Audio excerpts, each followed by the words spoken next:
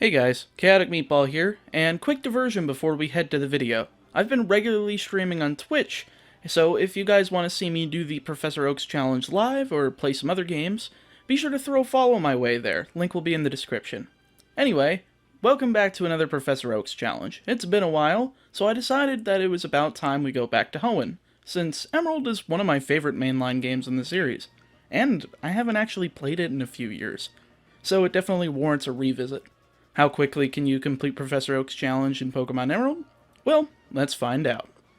Professor Birch welcomes me to the world of Pokemon, and I choose the male character and name myself Chaotic, and luckily don't have to name my rival.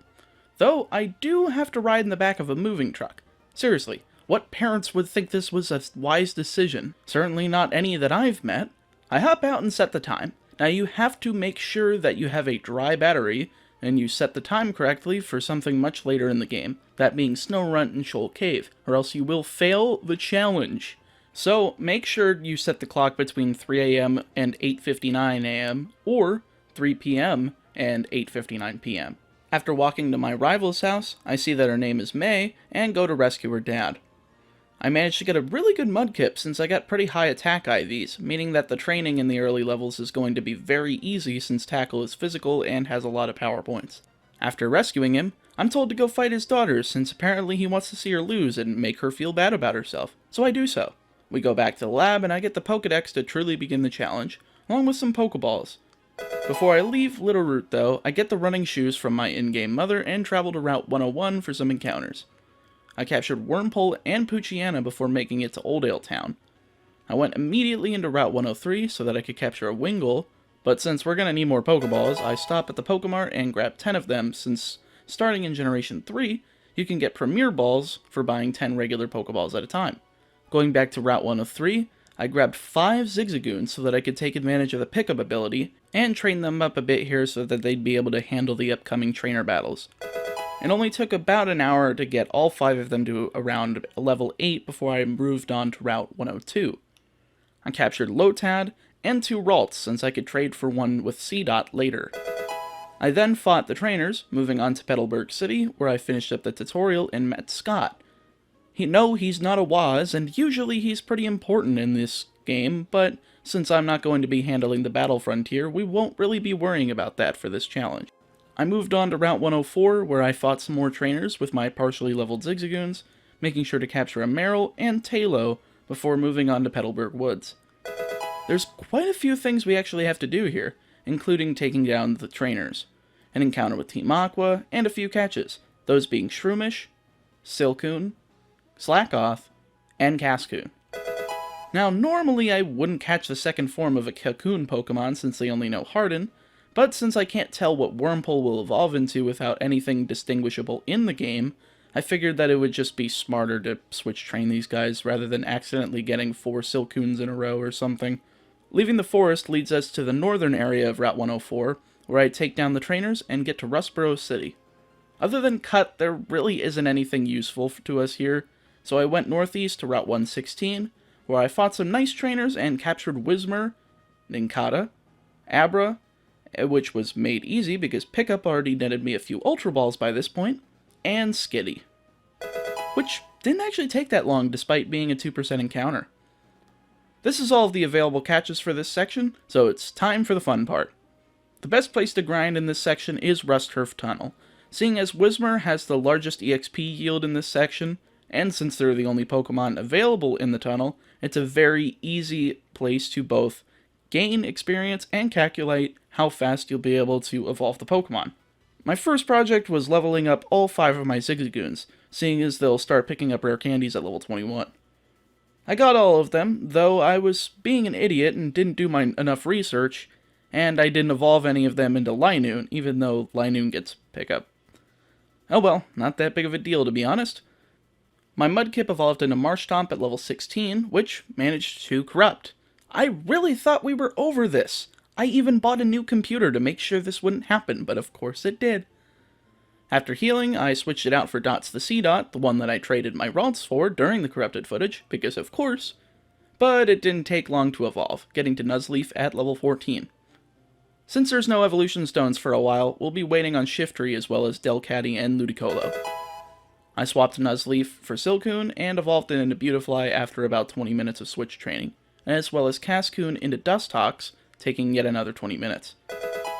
Essentially, my goal was to get everyone to at least level 25, then taking what I had in rare candies and consolidating, seeing if I had to level anything up. And if I did, I basically checked what the fastest EXP group would be to evolve them in. Basically, Pokemon in Generation 3 use different groups, those being Erratic, Fast, Medium Slow, Slow, and Fluctuating. Luckily, most of my Pokemon in this section sit around the Medium Fast or Medium Slow areas. Moving back to the game itself, my next target was Abra, since I also had to switch train it, taking about an hour to do so to evolve into Kadabra at level 16. No Alakazam, cause no trading. My next Pokemon to evolve was Poochyena, which I finally am able to use for grinding by itself. I probably could have used just the potions that I was getting from pickup, but hindsight is 20/20 with this type of thing. Once I got Bite, it was a lot easier and made me not have to switch out nearly at all. It took around an hour and 15 minutes, but I managed to evolve Poochyena into Mightyena at level 18. After that one, I went for Marill since it also evolves at level 18, and it was one level above Poochyena when it started out, but that really didn't affect anything. What did affect it though was that Marill was part of the Fast EXP group, meaning it only needed 4,666 EXP to evolve at level 18, compared to Poochyena's 5,832 EXP. This really saves a lot of time, since that's a 1,200 EXP gap, and when the Whismurs are giving you an average of about 50 EXP per battle, 25 with the early level switch training, 1,200 ends up being a long time. I can get through 2 battles a minute on average, meaning that I'm getting around 50 EXP for the early levels, 100 with the later ones. That's somewhere between 12 and 24 minutes I'm saving due to the EXP group, and that's basically how effective they truly are. I left a link to a Desmos calculator of each function for each EXP group, so that you'd be able to check calculations yourself without having to deal with the hassle of actually doing the math, since these are some humongous equations we're working with here. But yeah, link in the description. Getting off of my big math tangent, tangent, I made a pun. Marill evolved into Azumarill at level 18.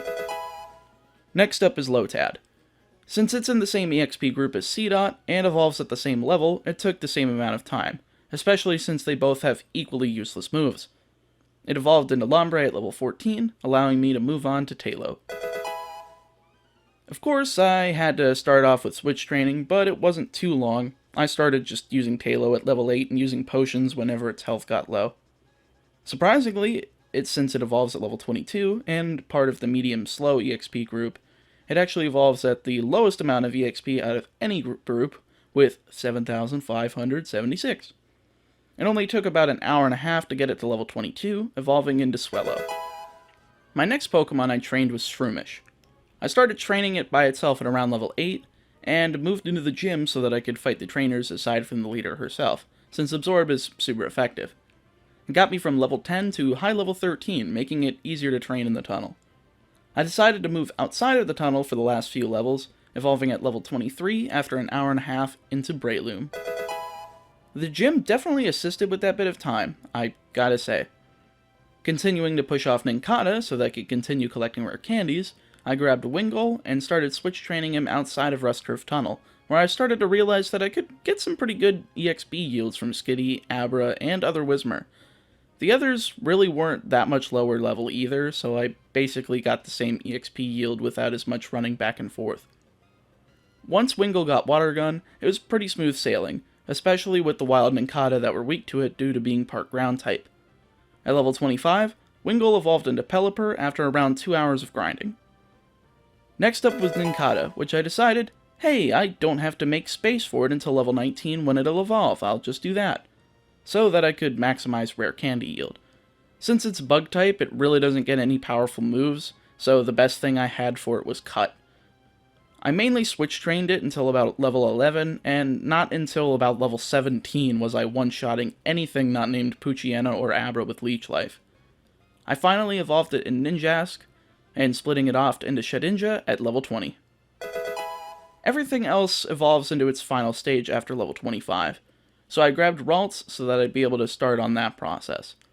It was not useful at the beginning at all, seeing as I couldn't even attack until level 6 with Confusion, but even early on at level 8 I knew it was going to be a challenge since I couldn't even 3-hit KO with a stab move. I started getting 1-hit KOs around level 14, but with no other attacking moves other than Confusion, there was a lot of healing, and I really don't like that since that just wastes time. Also, seeing as that it's part of the slow EXP group, it requires a whopping 10,000 EXP just to evolve it into Kirlia at level 20, and another 9,531 for just another 5 levels. I decided to cap it at level 22 and move on to Slack Off, which is even more of a chore. Despite the fact that it has a pretty decent attack stat, I literally only have Scratch until it evolves into Vigoroth. Match that with Truant, and we've got a bugger here. I taught it Cut so that it would basically get around that, but Truant, I guess it really wasn't that much of a factor as you would think, seeing I was basically one-hit KOing stuff around level 13 or 14. So it was more of going back to heal every 15 minutes thing that killed for me. It evolved into Vigoroth at level 18, and that's when it became more tolerable, since I got Fury Swipes at level 19, and 3 moves is basically where I'd like to be, though 4 is best, of course. I ended up stopping at level 25, leaving Whismur to be my last Pokemon I potentially needed to grind. Whismur ended up being pretty easy to grind since I had 3 attacking moves by level 11, those being Pound, Uproar, and Astonish. That gave me a maximum of 60 KOs during a session before having to go back to heal, so it was really nice. Since Whismur is in the medium-slow EXP group, it only took about an hour and 15 minutes to get it to level 20, evolving into Loudred. I stopped at level 25 since I realized, hey, I finally have 46 rare candies and I can evolve everything now. So I just took my Loudred, Vigoroth, Marshtomp, Kirlia, and Zigzagoon, leveling them so that they would evolve into Exploud at level 40, Slack Off at level 36, Swampert at level 36, Gardevoir at level 30, and Linoon in 1 level respectively. I was left with 1 rare candy since one of my Zigzagoons was 1 battle away from evolving. In hindsight, I really wish I had just evolved all 5 of them, but I'm not really worried about it. I finished the section with a time of 27 hours and 48 minutes, obliterating Roxanne, and allowing myself to move on to the next section. I helped out this dude again, getting the Devon parts so that I would be able to deliver them to Slateport City. I also rescued Mr. Briney's Wingull, which, by the way, Pico is a dumb name. Not as bad as Chiding and Fire and Leaf Green, though. Then again, that just may be my bias against nicknaming Pokemon coming out again, so what's to say? Mr. Stone gave me a letter for a stunned Steven, as well as a Pokenav so that I'd be able to call trainers across the region, allowing me to go back through Petalburg Woods and make my way to Mr. Briney's shack on Route 104. He brought me to Dewford Town, so I was able to speak with the fishermen there, so I'd be able to get the old rod and get the first encounters of the section. I captured Magikarp and Tentacool here in Dewford, before using my Magikarp to switch train through the gym trainers with my Linoon. Maining a Linoon really makes it easy since I get EXP for it, eventually leading to an increase in chances of getting rare candies in the future, while also being able to level individual Pokemon efficiently. I handled the trainers to the north and entered Granite Cave, where I was able to encounter Makihita, Zubat, and Geodude on the first floor, and Aron and Sableye on the floor below. I delivered the letter to Steven and left the cave. I went back to Petalburg so I could fish for Goldeen, and then to Rustboro so that I could get the EXP share for delivering the letter, allowing me to get 3/4 of the experience on the Pokemon I'm switch training rather than just 1/2. I went back to Dewford City, completely skipping the gym and moving ahead towards Slateport. There were a ton of trainers on Route 109 first, so I took them down, finally arriving in Slateport where I basically did nothing, and instead moved on to Route 110 so that I could be able to do the captures for it. I managed to capture Gulpin, Electrike, Plusle, Oddish, and Minun before heading back, taking down Team Aqua, delivering the Devon goods, and moving on through the section of Route 110 that I was blocked off from before. I ran into Professor Birch and got his Pokenav number, allowing me to move on and take down the trainers on this route, hitting level 20 with Magikarp and evolving it into Gyarados. I went back and switched it out for Zubat, and then beat May and the rest of the trainers to land in Mauville City. I grabbed the HM for Rock Smash, and the Mach Bike before obliterating Wally with my Zubat. There's also quite a few trainers to fight on both routes 117 and 118, as well as a few encounters on Route 117, those being Illumise, and before I got any other ones, Zubat evolved into Golbat at level 22, and then into Crobat one level later. I switched Crobat for Goldeen and then grabbed the last encounter for the route, Volbeat. That's all of the encounters for this section, so it's time for the grinding. Luckily, Illumise is common enough to where I'm averaging about 400 EXP per minute. I made level 30 my barrier for this section, so I got Goldeen to level 30 before switching it out for Makihita. It actually wasn't too hard to get it to level 24 to evolve it into Hariyama, taking only around an hour, seeing as it was part of the fluctuating EXP group, needing 10,393 EXP to evolve from the level I caught it at, that being level 6. I switched it out for Tentacool, which also took about an hour and a half to get it from level 5 to level 30. Gulpin was next, which only needed 13 levels to evolve, but since it doesn't really have many attacking moves, it took about an hour and 15 minutes to evolve into Swalot at level 26. Geodude was next, which didn't take too long since I was able to use the Rock Tomb TM from Roxanne, giving me an additional attacking moves, speeding up the process by quite a bit, though I'd still have to switch out from Oddish seeing as they could KO me pretty quick. Geodude evolved into Graveler at level 25 in about an hour. My next target was Oddish, seeing as it only needed 8 levels to evolve, though it also took an hour to evolve into Gloom, since I really didn't have anything to attack with other than Absorb, so the EXP share helped immensely here. Electrike was next, which needed 14 levels to evolve. Luckily, it was super effective against basically everything on Route 117 aside from Oddish, which basically went down to a normal type attack to the face. This led to Electrike to evolve into Manectric at level 26. I switched Manectric for Goldeen and used 7 rare candies on it to evolve it into Seaking, and then grabbed the last Pokemon of the section, Aron. Since I actually just had enough rare candies for it, I literally just rare candied it from level 10 to level 42 so I could evolve it into Lairon, and then into Aggron. This brings our total to 66 Pokemon, and the most you can have with only 1 gym badge. And with a time of 38 hours and 10 minutes, I'm able to take down Watson and move north. Well, I guess before I move north, it would be smart to head back to Granite Cave so that I could use Rock Smash and Save Scum so that I'd be able to encounter and capture Nosepass within about 5 minutes of in-game time. Though this probably took about a half hour of real time to find one. I returned to where I was and went north so I could get some more captures. Slugma, Torkoal, Numel, Coughing, Machop, and Grimer were all available in Fiery Path, and Spinda and Skarmory were available on Route 113.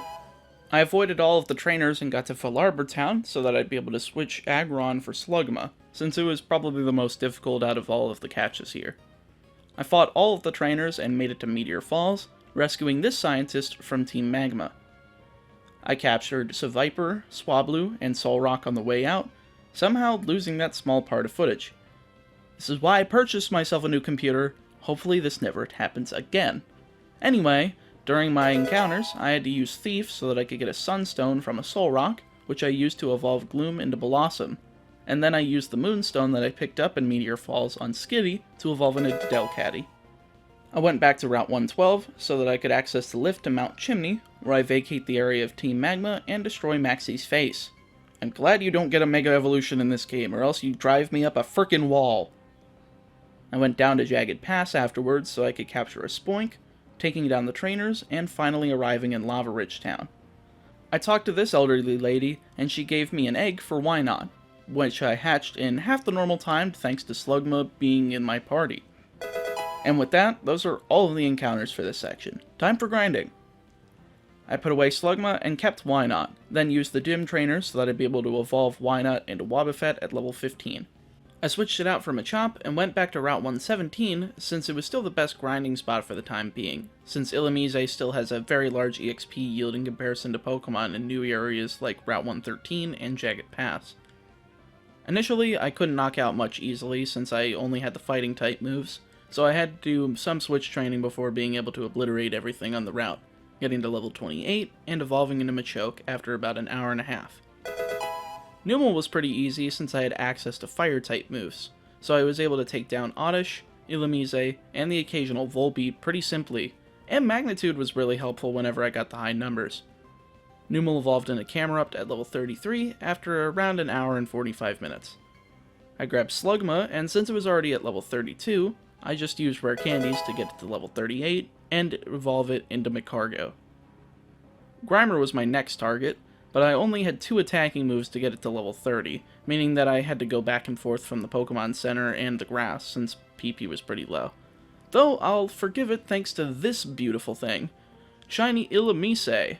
I can't wait to put this in my box in Pokemon Home since I can guarantee that half the shinies that I have are probably not going to be able to go into Sword and Shield. In fact, if I think about it, yeah, just about all of them wouldn't be able to go into Sword and Shield. How happy.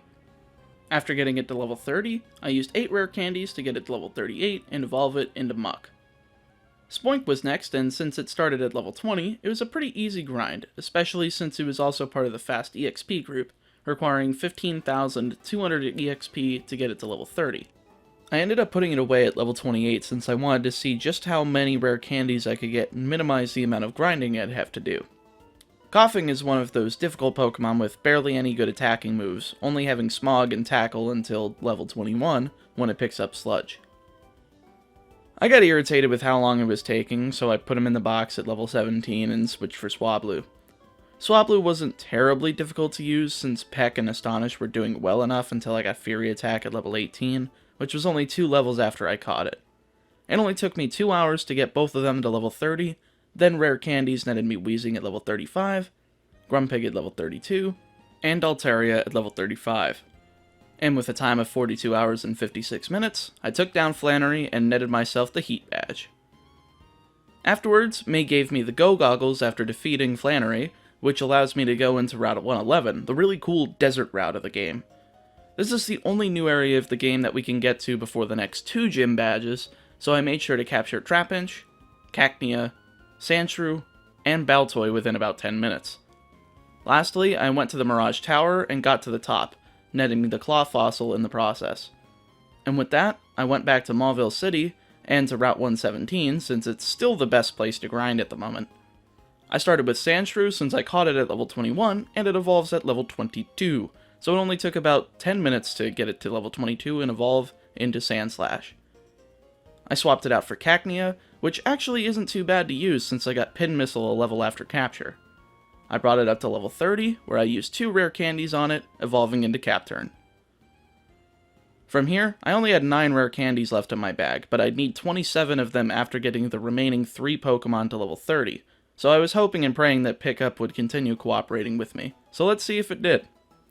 I started off with Baltoy, which was pretty easy to use since Psybeam just KO'd everything from the start, so I just used that first, leaving Rock Tomb for the Illumise and Volbeats that I would run into since it would one-hit KO.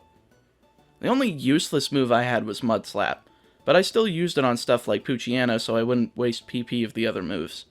After about an hour, I swapped out Baltoy for Trapinch, taking another hour and a half to get it to level 30. And then I went to Rusturf Tunnel so that I could get the HM for Strength, and then to Rustboro City so I could restore the fossil into Anorith. Water Gun was a pretty useful move during grinding, allowing me to knock Pokemon out quickly. It never really got to one-hit KO territory, so it took between about an hour and a half and 2 hours before I got it to level 30. Luckily, I was able to get a whopping 29 candies while grinding those 3 Pokemon, so I used 6 to evolve Baltoy into Claydol at level 36, 15 to evolve Trapinch into Vibrava at level 35, and into Flygon at level 45, and 10 to evolve Anorith into Armaldo at level 40. And with that, it's time to take on not 1, but 2 gym leaders. I have to fight Brawly so that I can fight Norman since he requires me to have 4 badges before fighting him. After whipping this weeb into next week, I went to Petalburg and slapped my dad around with a time of 51 hours and 31 minutes before getting the HM for Surf, which will allow me to go into the next area of the game and ultimately the entire map. My first area of interest was north on Route 115, where I was able to capture a female Jigglypuff.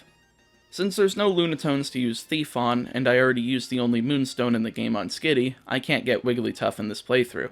I can, however, hatch Igglybuff by breeding, so I went ahead and did so. While I was here, I spoke with Watson and took down the new Mauville side quest, capturing Magnemite, Voltorb, grabbing a Thunderstone for later, Electrode, and Magneton. Afterwards, I went east to Route 118, crossing the water to grab the Good Rod, and then went back through the region so I could get those encounters. Those being Carvana on Route 118, Barboach on Route 111, Whalmer on Route 103, and Corefish on Route 102. I also went through routes 105, 106, 107, and 108, and the abandoned ship so I could get the levels I needed on those Pokemon, evolving Carvana into Sharpedo at level 30, Barboach into Whiscash at level 30, and Corefish into Crawdon at level 30. I caught Carvana at level 28 and the other two at level 30, so they required little XP to evolve. I made sure to grab the storage key, and I got Whalmer to level 34 before exhausting the trainer supply. This finally led me to move over to Route 118, and I met with Steven before moving to Route 119, where I made sure to capture Kecleon and Tropius.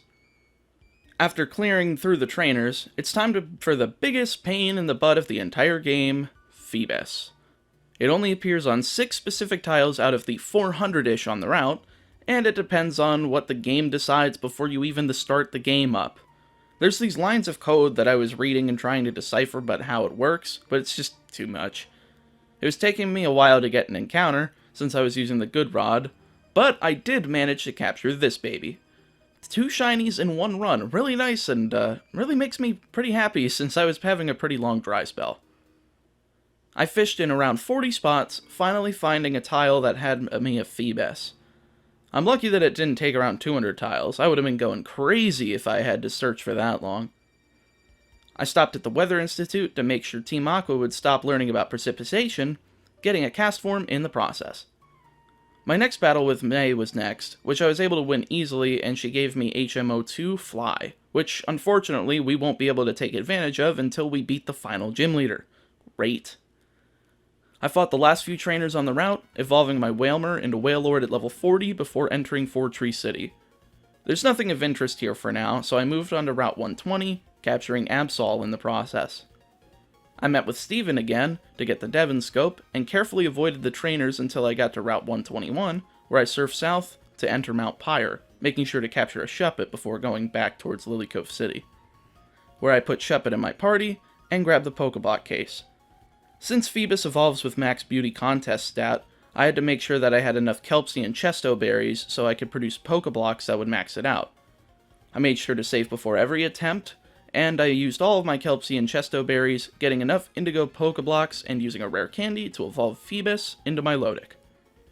I swapped it out for Shuppet, and went to take out a few trainers that I skipped. I grabbed a Gloom while I was out for later, then stopped in the Safari Zone now that I have the Pokeblock case. In Area 1, I caught Girafarig, Natu, Doduo, and a female Pikachu.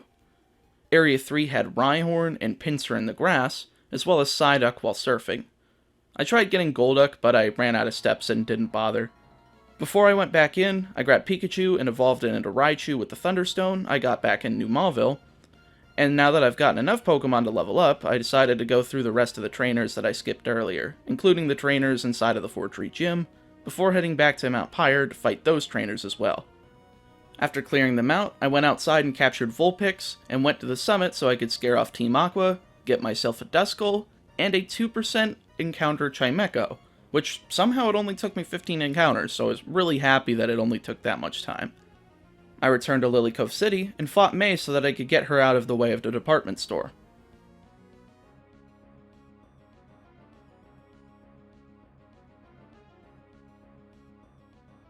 I made sure to heal here and sacrificed a pickup slot, then went all the way back to Fiery Path with Strength so that I could get a Firestone, as well as using the Magma Emblem I got from the top of Mount Pyre to open up their base.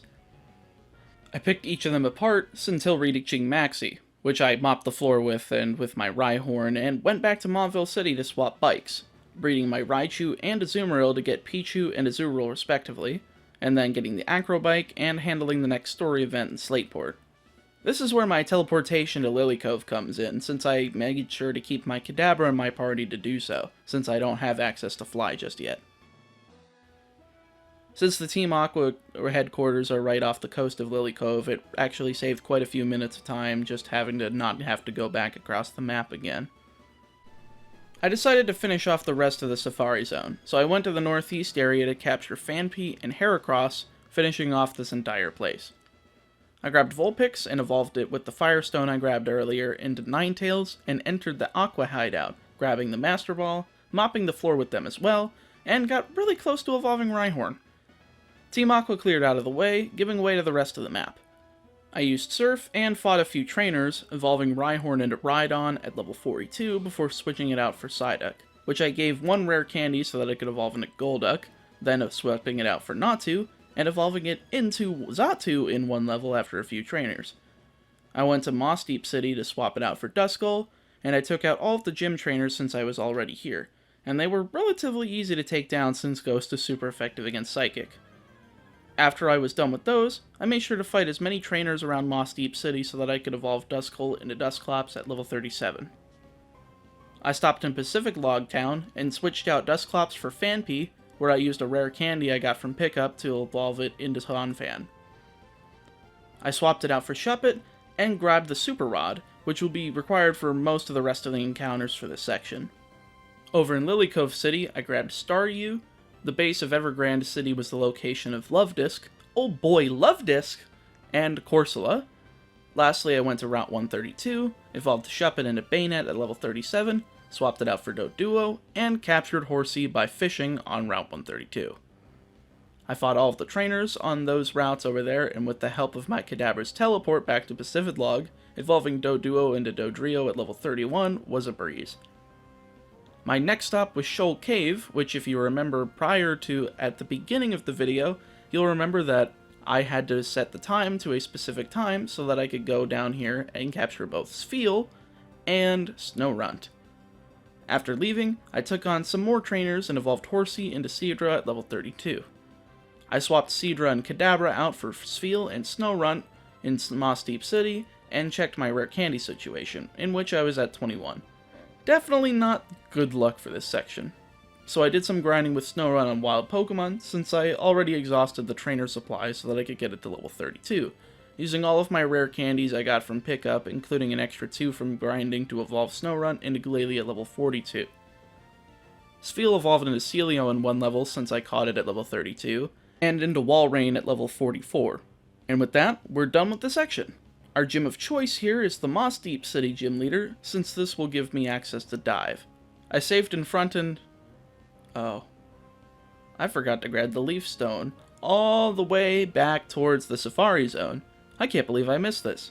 I made sure to have Kadabra for teleport again, but geez, you'd think I'd actually follow the guide.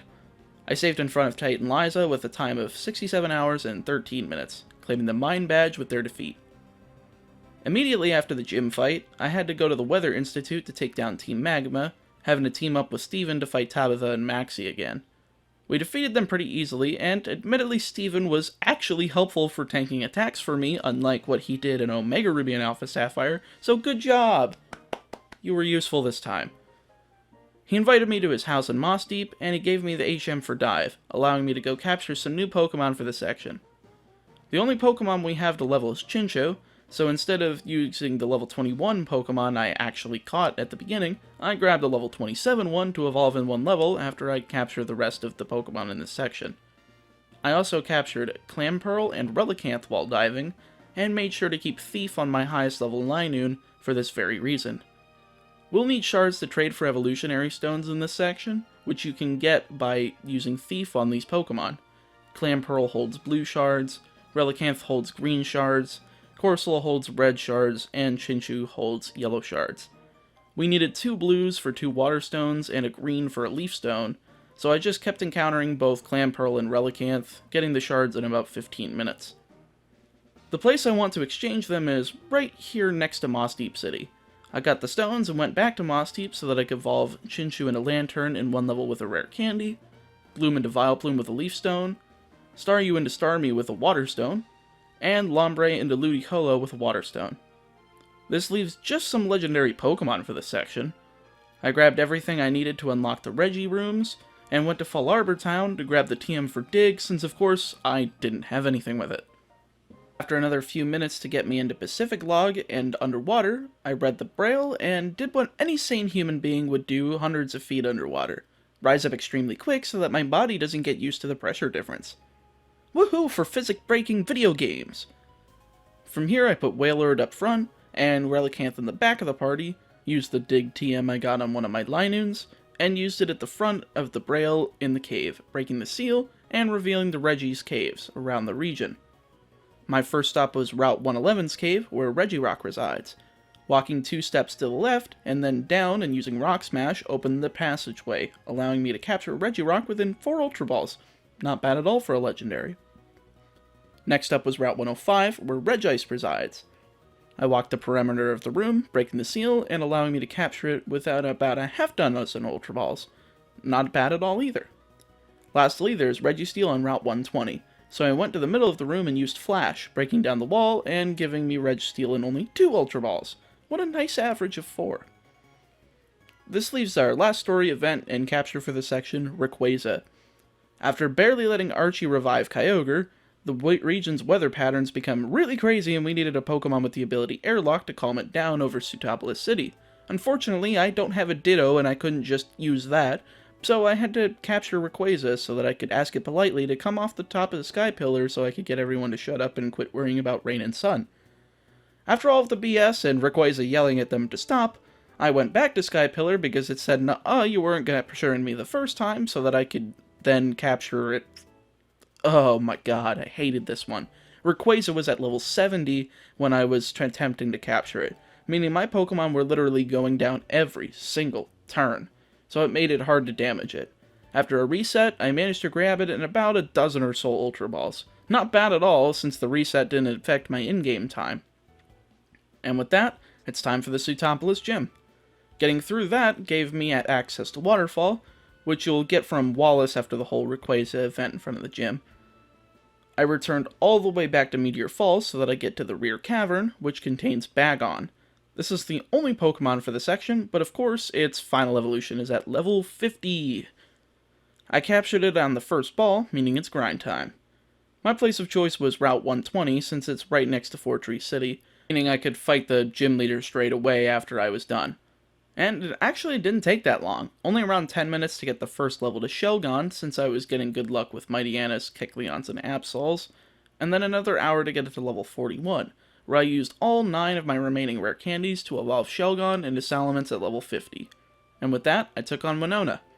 Defeating her finally gave me access to fly, so I flew over to the Evergrande City, since I made sure to make it flyable before going to grab Bagon, and headed into Victory Road.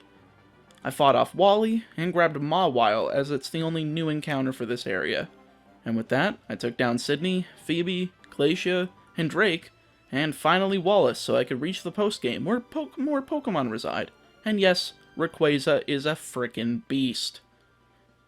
After reloading the save, I got an SS ticket from Norman, which allowed me to access the Battle Frontier.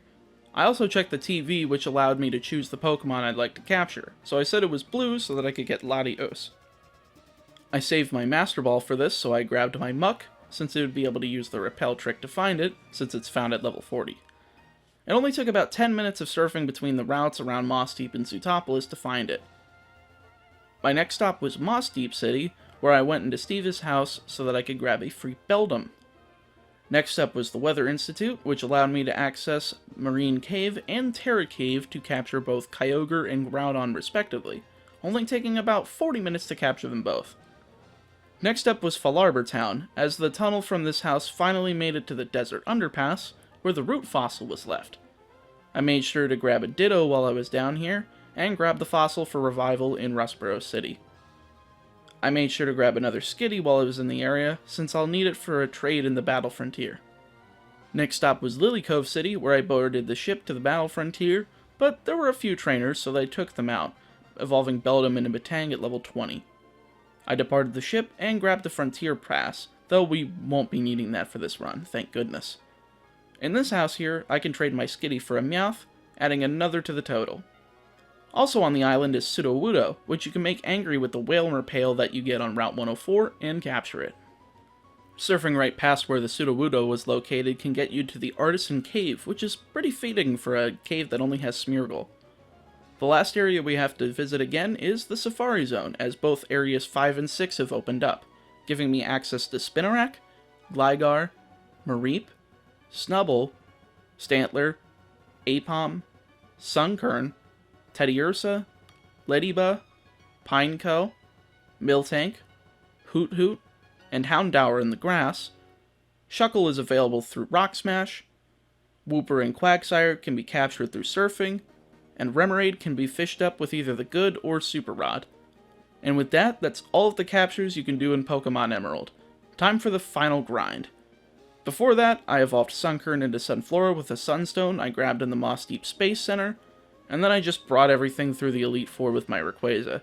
Switch training in with the EXP share, evolving Mareep into Flaffy in 1 level, Pineco into Fortress in 1 level, Flaffy into Ampharos 1 level later on the first round, Meowth into Persian at level 28, Spinarak into Ariados in 1 level, Hoot Hoot into Noctowl in 1 level, and Snubbull into Granbull in 1 level during the second round, Ladybug into Ladian in 1 level, Houndour into Houndoom in 1 level, and Teddiursa into Ursaring in 1 level during the third round, Remoraid into Octillery in 1 level, and Metang into Metagross at level 45 during the fourth round, and lastly, Lileep into Cradily at level 40, giving us a total of 212 Pokemon, and the most you can have in one copy of Pokemon Emerald without trading. And with a time of 79 hours and 48 minutes, let's just see how I did. So, after the challenge, I definitely think that this run could have been improved with more efficient running around, though I think that can still be pretty hard to top due to my rare candy luck. I admit starting to slow down near the end because I was trying to find my way around due to not remembering how to play through the game, and the amount I was getting at the beginning was pretty mind-blowing, so it actually kind of helped through the mid and end game that I was starting to kind of struggle through. The most difficult thing that I probably had during this run was finding Feebas, but even then I felt like I got pretty lucky with it with the 40-ish tiles I went through, so I wasn't terribly irritated by it. Other than that, I could definitely recommend this as a beginner tier Professor Oak's challenge if you could probably do definitely in a few weeks if you put in the time and effort, which I definitely think if you have the time during the winter break, I would highly suggest doing one of these challenges. It's super satisfying and super entertaining to do. I'll leave the links to both the Discord and the subreddit in the description so that you guys can try one yourself. I want to give a shout out to Mulax84 for his guide on Pokemon Emerald. He really helped me through this. And I actually helped contribute since he didn't have Mawile in his guide, so I found it while I was going through the game. Also, if you do end up doing this, make sure to tweet me your times at @TimeAct on Twitter or on my Discord server, both of which will also be in the description. But that's all from me today. Hopefully I can finish Pokemon X and D before... Oh, I just realized I wrote the script before Sword and Shield came out, and it's December 6th as I'm reading the script, so, whoops, that didn't happen. Anyway, guys, I hope to hopefully finish XD and then hopefully have Sword and Shield out for you guys, because we did map out the guide for the Professor Oak's challenge for Sword and Shield, and I think it is complete, and it is ready to go, and it is insane. So I'm looking forward to getting you guys that video. Anyway, guys, thank you so much for watching. Bye for now.